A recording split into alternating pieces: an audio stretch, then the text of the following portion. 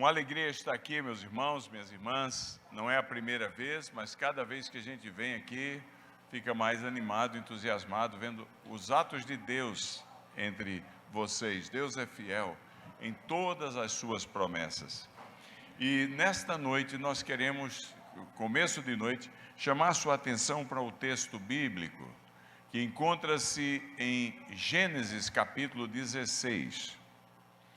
Versículos de 1 a 14, que diz assim: Ora, Sarai, mulher de Abraão, não lhe dava filhos.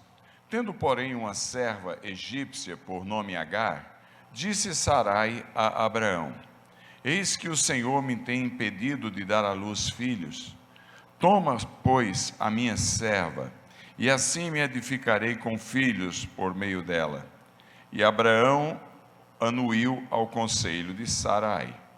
Então Sarai, mulher de Abraão, tomou Agar, a egípcia, sua serva, e a deu por mulher a Abraão, seu marido, depois de ter ele habitado por 10 anos na terra de Canaã. Abraão a possuiu e ela engravidou. Vendo ela que havia engravidado, foi sua senhora por ela desprezada. Disse Sarai a Abraão: Seja sobre ti a afronta que me faz a mim. Eu te dei a minha serva para possuíres. Ela, porém, vendo que engravidou, me desprezou. Julgue o Senhor entre mim e ti. Respondeu Abraão a Sarai: A tua serva está nas tuas mãos. Procede segundo melhor te parecer.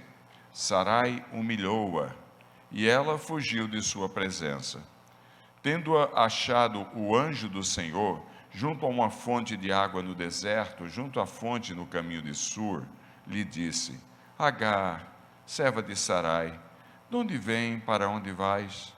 Ela respondeu: Fujo da presença de Sarai, a minha senhora. Então lhe disse o anjo do Senhor: Volta para a tua senhora e humilha-te sob suas mãos. Disse-lhe mais o anjo do Senhor: Multiplicarei sobremodo a tua descendência, de maneira que por numerosa não será contada. Disse-lhe ainda o anjo do Senhor: Concebeste e darás à luz um filho, a quem chamarás Ismael, porque o Senhor te acudiu na tua aflição. Ele será entre os homens como um jumento selvagem. A sua mão será contra todos e a mão de todos contra ele, e habitará fronteiro a todos os seus irmãos. Então ela invocou o nome do Senhor que lhe falava: Tu és Deus que vê. Pois disse ela: Não olhei eu neste lugar para aquele que me vê? Por isso aquele poço se chama Bir-Lahai-roi, e está entre Cádiz e Bered. Amém. Irmãos e irmãs, uma das maiores surpresas para nós crentes são as aflições, vamos falar a verdade. São as noites escuras da alma. Porque de alguma maneira e por alguma razão, nós aprendemos na teoria que vem a Cristo e vai ser um mar de rosa, não é isso? Sua vida vai ser transformada, vai ser um mar de rosa, é como se fosse um passe de mágica, todos os problemas desaparecem. Então, quando o mal nos assola, é um choque na vida de muitos. Mas não tem ninguém aqui neste auditório hoje, ninguém neste auditório, nem eu nem vocês, que não tenhamos passado pelas noites escuras da alma, por momentos de dificuldade, por momentos de aflição, notadamente nesse período que nós vivemos, período de Covid, onde na prática do dia a dia é marcada pelos 4 situações de crise dos Salmos 23. O medo da morte, o vale da sombra da morte. As pessoas não precisam estar morrendo necessariamente, só o medo de morrer está levando a todos ao desespero. Eu estava no Egito um mês atrás e hospedado num hotel chamado Semiramis, no centro do Cairo, 20 andares. Eu estava no 19º andar, chamei o elevador, apertei o botão para ir tomar café da manhã, quando A porta abriu, tinha uma pessoa no elevador, que era um elevador que parecia elevador de hospital, de tão grande.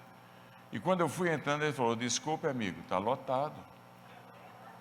Está lotado. É o medo. A gente viaja aí, olha, não tem uma criança chorando no avião mais, andando para cá, ninguém espirra. Você dá uma espirrada, você já pensa no tubo, vamos falar a verdade. Já vai medir aqui, ver se como é que está a oxigenação. Situação difícil, não é só a morte em si, que já é uma tragédia tremenda. Eu perdi mais de 50 pastores amigos meus nessa Covid, ao redor do mundo. Mais de 50, perdi uma tia. Ela, a verdade é que minha irmã me ligou e falou: tia Amália morreu. Eu falei: ah, é? Morreu de quê? De Covid. Eu falei: ah, que pena. Quantos anos ela tinha? Ela falou: tinha 100. Então você não fala que morreu de Covid, porque depois dos 100, quando chegou aos 100, você não tem que perguntar de que morreu, você tem que perguntar de como conseguiu viver tanto tempo, não é assim?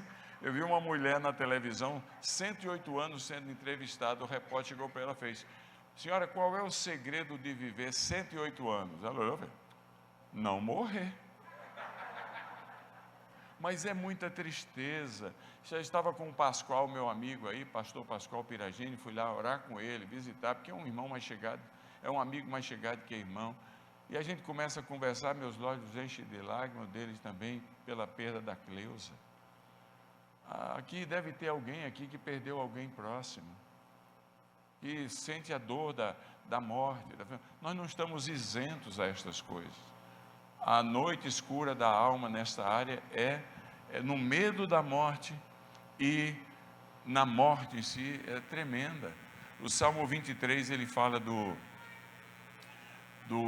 medo da tensão resultante das perdas de relacionamentos.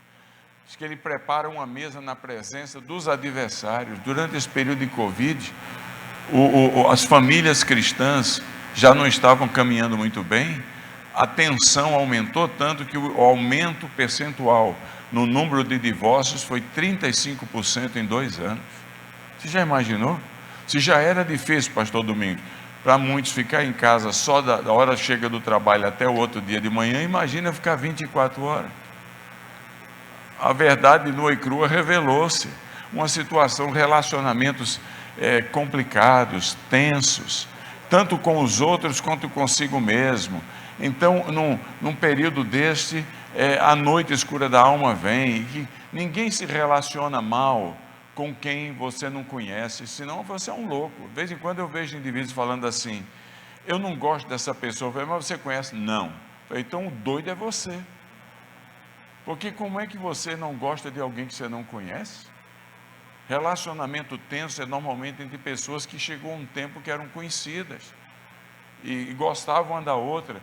E como afeta a gente um relacionamento quebrado? E não precisa ser no Covid, é a vida, quantas situações tensas. Quando isto acontece, a noite escura da alma chega. Porque o dia não tem graça, você não dorme direito, não é verdade? Você perde o apetite, a depressão chega, e no dia que você pensa que vai dar a volta por cima, você encontra um infeliz na calçada. E mela tudo.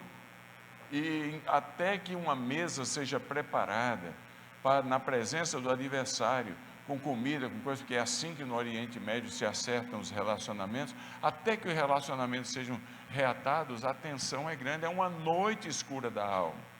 E olha o que é que diz lá o texto que estamos usando na introdução aqui, o Salmo 23, diz assim: não só preparas-me uma mesa na presença dos meus adversários, mas unges-me a cabeça com óleo. Isso também é uma expressão cultural do mundo no Oriente Médio, que tem a ver com restauração da dignidade. Alguns de nós aqui talvez perdemos um negócio. Um amigo meu abriu um negócio e em janeiro do ano passado, com todas as suas economias, um restaurante. E o Covid veio em março. E agora ele só tem conta. Pensou em se suicidar, porque ele tem 62 anos. Nos Estados Unidos, o grupo de desempregados de 50 anos para cima, foi feita uma pesquisa, estão tentando emprego em qualquer canto, não está conseguindo, não está conseguindo. Então 16,5% pensaram já nesse último ano em acabar com a vida. É a noite escura da alma. Você se sente um zero à esquerda. Você tentou abrir alguma coisa, você deu com os burros na água, você não andou. Faliu o negócio que você sonhou, que achava que ia redimir sua vida financeiramente. E aí você fala, puxa, minha autoestima, meu amor próprio, minha aparência em relação aos outros está complicada. Ou então você é deixado de lado numa promoção na empresa, você sabe que era sua e é colocado alguém mais novo no seu lugar. Olha que situação. Ou você perde o trabalho, pura e simplesmente, a sua honra vai a zero, você é traído por outros. Todos nós passamos por noites escuras da alma, não passamos? Passamos. Aqueles momentos que você olha para a direita, você olha para a esquerda, você olha para cima, você olha para baixo, e você simplesmente não vê escapatória. Você tenta de todos os lados, e você não caminha. Isso não é uma prerrogativa do não crente, não. Isso é nossa. A gente não adianta querer esconder. Nós estamos aqui, passamos por isso. Houve um místico, um beato na história da igreja. O nome dele era São João da Cruz, muito amigo de uma santa piedosa católica chamada Santa Teresa de Ávila.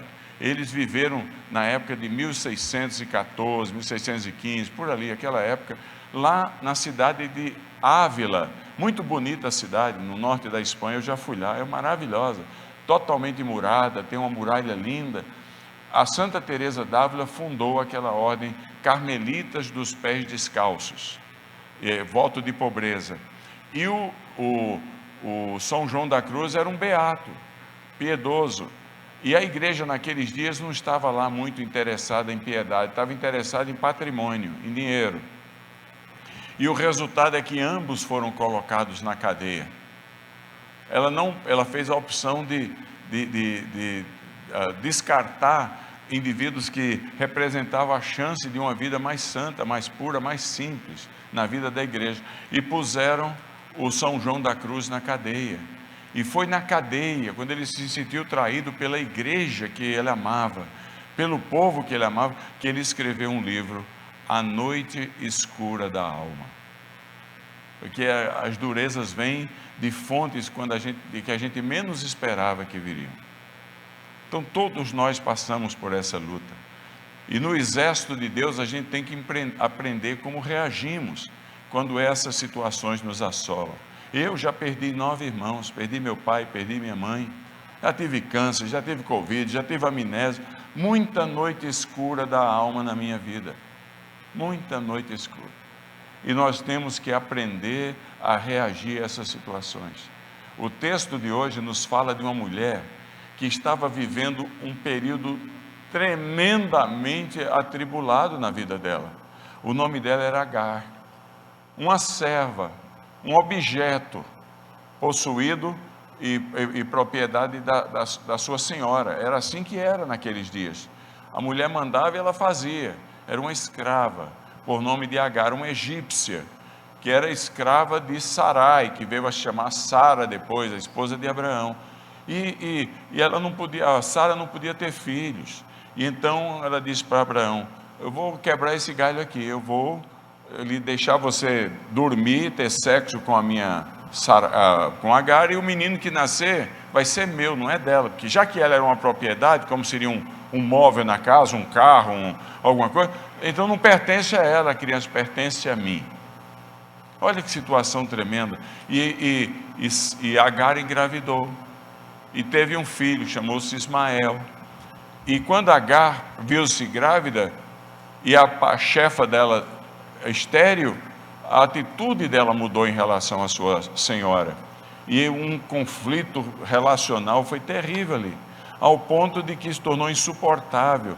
E então Sara disse para Abraão: do jeito que está não dá, vamos dar um jeito nessa escrava. E no filho dela, era o filho de Abraão, mas Abraão foi um líder fraco naquela situação, e ela falou para Abraão, disse: faz com ela o que você quiser.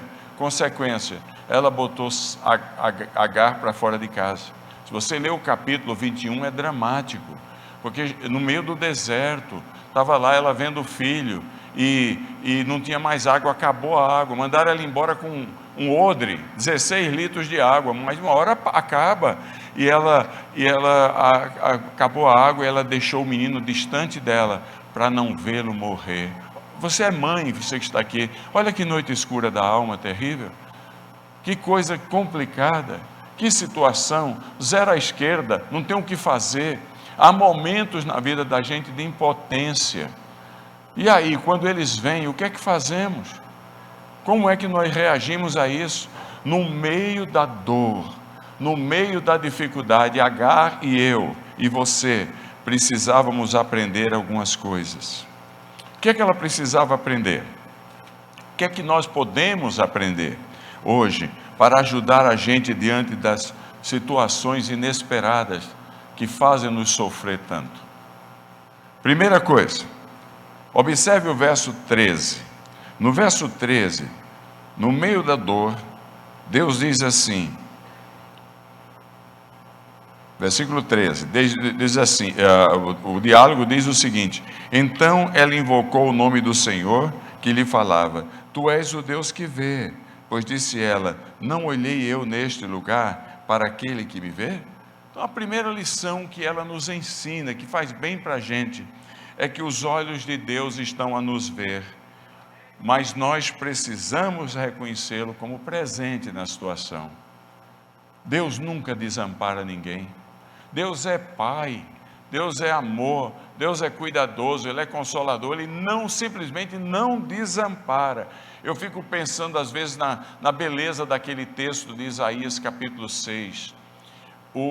O Israel tinha sido dominado, pelo reinado do rei Uzias por 56 anos, foi um ótimo rei, um rei que amava a agricultura, um rei que triplicou o espaço da nação geograficamente falando, territorial, um rei que fortificou a nação. A expectativa de vida era muito pequena, as pessoas, provavelmente não havia quase ninguém ali que havia conhecido um outro rei para ter termos de comparação, tudo era aquele bom rei, e o rei morreu.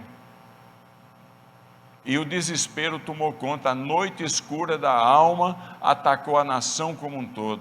E estava um desespero muito grande. E aí Isaías tem uma visão no capítulo 6, diz o texto lá, no ano da morte dos reis Uzias, no meio da tragédia, no meio da dificuldade, no meio da treva, no meio do cadáver do rei Uzias que estava ali, no meio da situação calamitosa, eu vi o Senhor assentado no trono. Deus nunca perde o controle de nada. Deus é o Senhor. Sabe por que você chegou até o dia de hoje, mesmo tendo passado por dificuldades tremendas? É porque você é o testemunho vivo de que Deus proveu solução. Senão você não estaria aqui. Ele é Pai, Ele não nos deixa desamparados.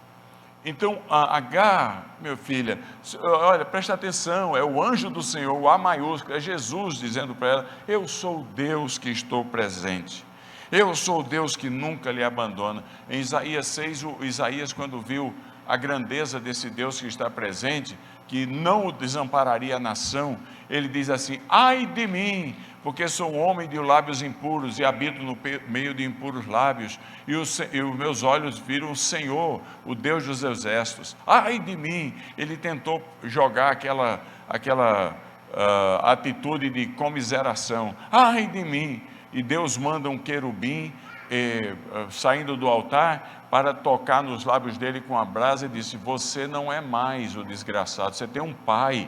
Você tem um pai, seus lábios estão purificados, você é uma criatura nova. Nós não somos, do meio dos problemas e dificuldades, parte dos problemas. Deus nos salvou, nos abençoou e é nosso Pai para nos tornarmos parte da solução. É assim, porque tem muita gente que está passando por muita dificuldade e não tem consolo. Não tem consolo, porque não tem conhecimento de Deus. Quem tem somos nós. Então Deus nos permite passar por essas situações, Ele que está em controle de tudo, para que nos console, para que a gente console os outros com o consolo que recebemos dEle. É uma coisa fenomenal, é uma maravilha.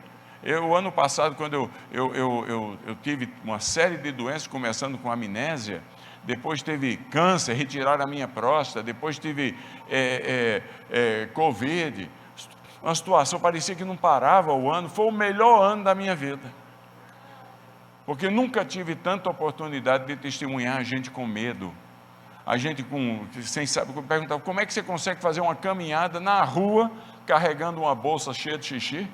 Falei, graças a Deus que eu ainda tenho o xixi e a bolsa. Aí as pessoas vêm e falam, mas eu vi falar que você usa fralda. Eu falei, pois é, estou tendo um privilégio de me tornar como uma criança, porque se não tornar como uma criança, não pode entrar no reino do céu. Aí na minha mala, está lá, um pedaço dela é reservado o espaço para as fraldas, vou até morrer parece, e se for não tem problema, pelo menos estou vivo. A gente passa nos cemitérios da vida aí, e olha assim, está meio triste, olha para a esquerda, vê o meu problema, olho para a direita, vejo o cemitério e dou graças a Deus pela fralda, que ali está milhares e milhares de pessoas, dariam tudo o que tem, para ter uma fraldinha, e não consegue. Deus é bom, Ele provê solução. A gente tem que entender que os olhos de Deus não foram tirados de sobre nós. Ele está presente, Ele é o Senhor, cantamos aqui, Ele é Deus, louvado seja o nome do Senhor. Se você está passando por uma noite escura da alma hoje, se tem rolo, perdeu alguém do Covid, a família está enlutada, a tristeza está grande, está faltando perspectiva para o futuro, aprenda de uma vez para sempre, os olhos de Deus estão sobre você. Segunda coisa, no versículo 10, olha o que é que diz, aqui vai até que horas, pastor? 8h10, 8h15, por aí? 6h30, já estou pensando no outro culto. A segunda verdade que a gente aprende aqui no texto de Agar, coitada da Agar, vendo o filhinho morrer de inanição, querendo acabar com a vida, uma mãe, um amor de mãe, que dureza. Segunda coisa que a gente aprende com ela é que, se os olhos de Deus estão a nos ver, mas nós temos que reconhecê-lo como presente, porque a gente perde a percepção espiritual da presença dele. Se reconhecemos que ele está presente, isso tem que nos levar a confessar que as promessas de Deus são reais, mas nós temos que aceitá-las pela fé. Deus não retarda a sua promessa, Ele é fiel em todas as suas promessas, Ele é o fiel e verdadeiro. O versículo 10 diz assim, olha lá, ela estava vendo o filho morrer, nos fala o capítulo 21, e aí Deus diz assim, versículo 10, disse-lhe mais o anjo do Senhor, o A é maiúsculo, é uma cristofania, uma manifestação de Cristo no Antigo Testamento, diz lá, multiplicarei sobre modo a tua descendência, de maneira que por numerosa não será contada. Mas como? Ela olhava para si e dizia, meu filho está morrendo, que é isso? Mas há uma promessa de uma descendência numerosa, mas o único que eu tenho está a morrer. Mas Deus é fiel em todas as suas promessas, Ele não falha, Ele promete. Deus é o Deus provedor, Ele é o Deus protetor, Ele é o Deus abençoador.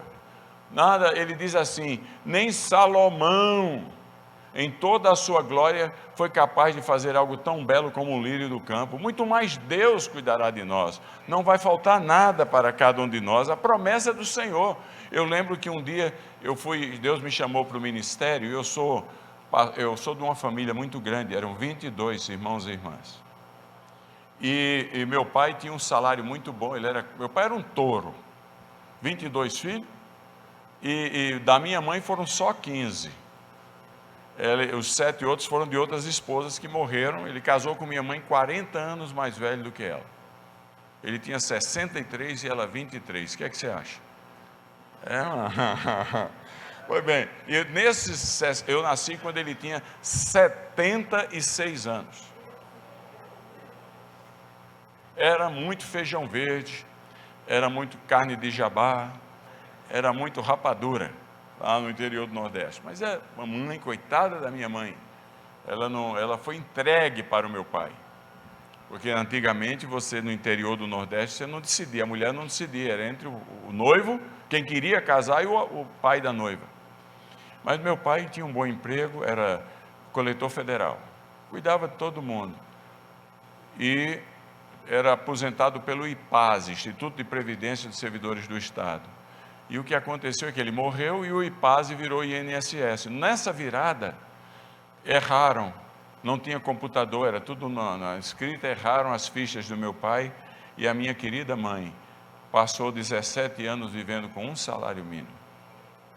Dureza, cara. Eu via o que significava isso, com tanto filho. E ela tinha uma grande expectativa em relação a mim, porque eu fui fazer geologia. Mas eu me converti e Deus me chamou para o ministério. Através de uma visão, depois de uma noite de vigília, uma mulher pregando uma visão, dizendo, abra a sua Bíblia em 1 Coríntios 16, 9. Quando eu abri lá, estava a resposta. Uma porta grande e oportuna para o ministério lhe está aberta. Eu não duvidei mais. E me inscrevi para vir para o Palavra da Vida em Atibaia, um instituto bíblico. Mamãe me abençoou, mesmo não sendo crente. E minha igreja me abençoou e eu vim. Mas o Palavra da Vida tinha uma regra que dizia, se Deus chamou, Deus pagou. E um homem em Maceió, italiano, da família real, que tinha vindo para o Brasil na guerra, ele fugiu para o Brasil, o nome dele era Marco Antônio Ruspoli, gostava muito de mim, porque eu trabalhava nos acampamentos da Palavra da Vida no Nordeste, e ele disse, Elias, pode ir, eu pago o seu estudo. Foi maravilha das maravilhas. E eu fui, e você sabe que eu cheguei lá no primeiro mês, estava pago?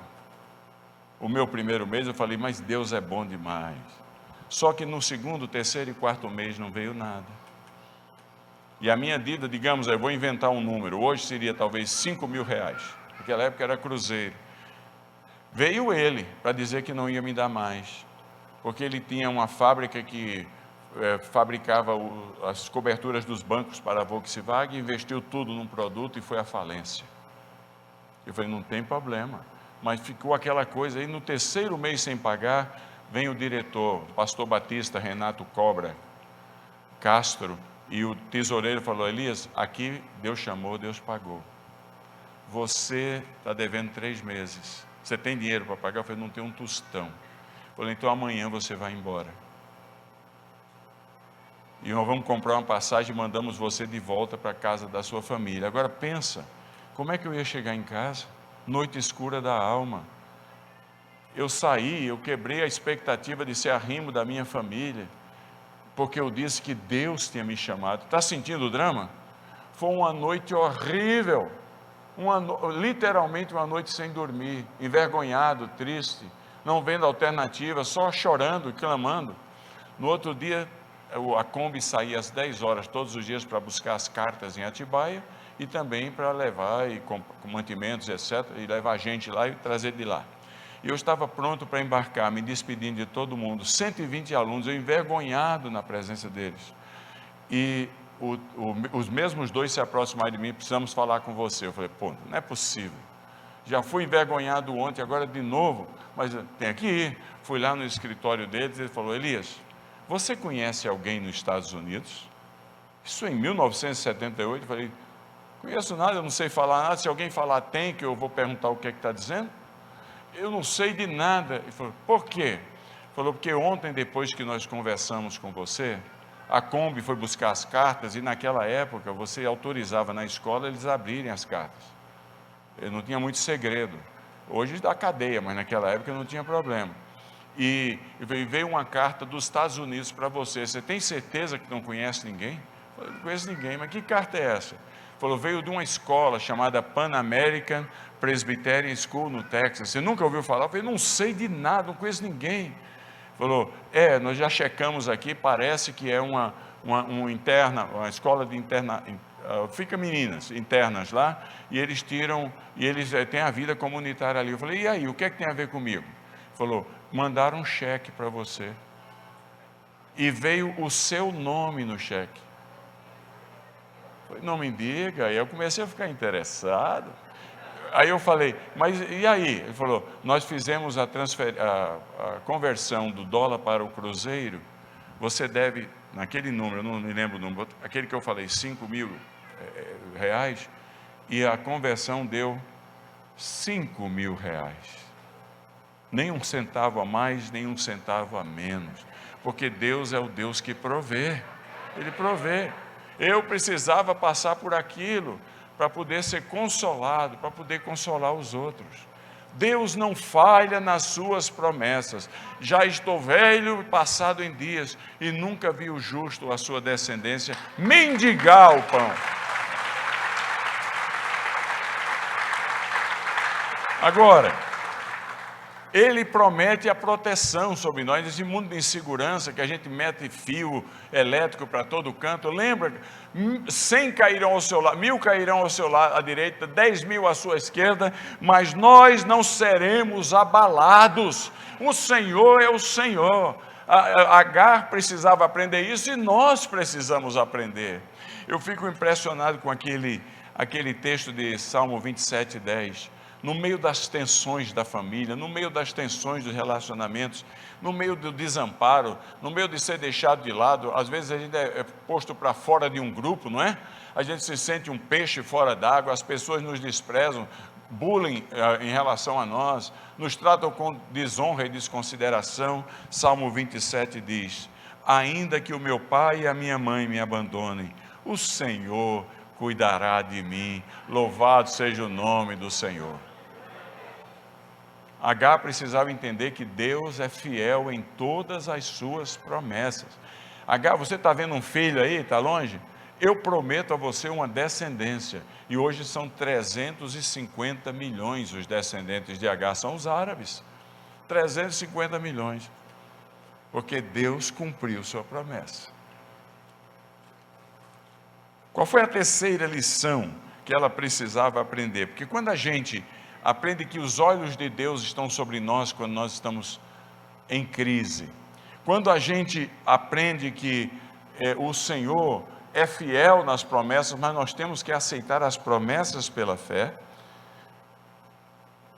A terceira verdade que Agar precisava aprender é que o caminho de Deus pode aparentar ser penoso, mas seu final é glorioso. Porque olha o que é que diz o verso 8 e 9. Diz assim: disse-lhe Agar, serva de Sarai: de onde vens, para onde vai?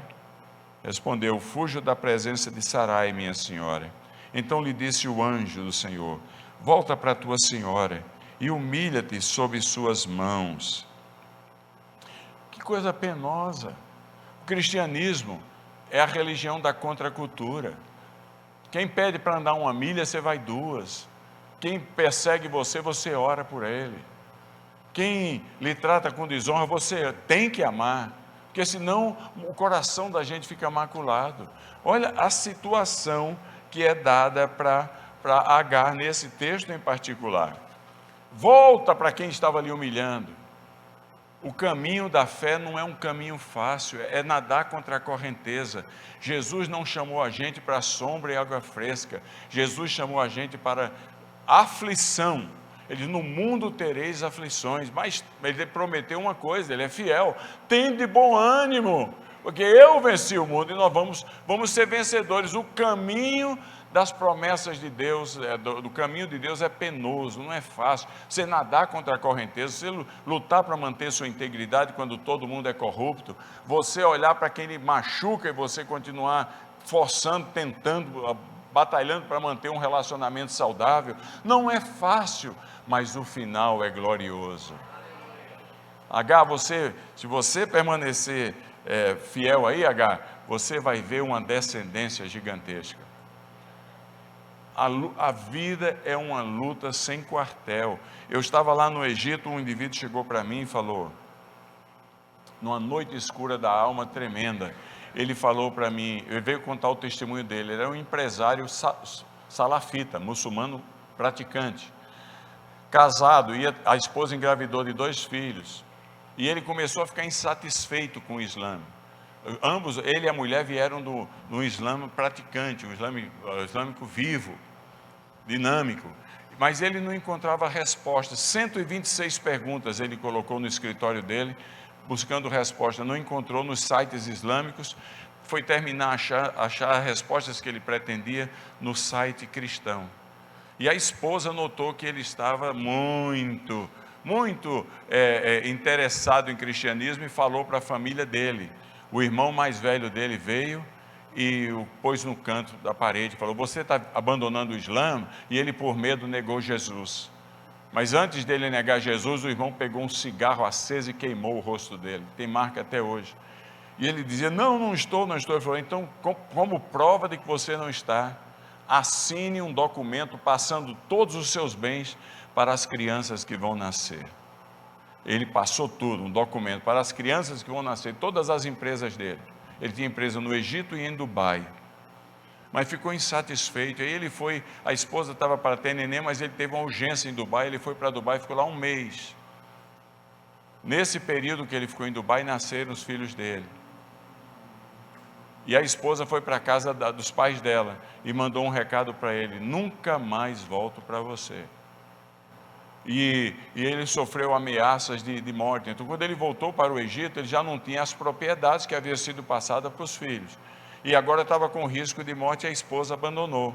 E ele foi escondido num lugar pelos irmãos da igreja, que é a nossa igreja parceira lá, do pastor Samuel Maurício. E eu tive a oportunidade de conversar com ele. E ele falou o seguinte, que passou um ano e ele não viu os filhos.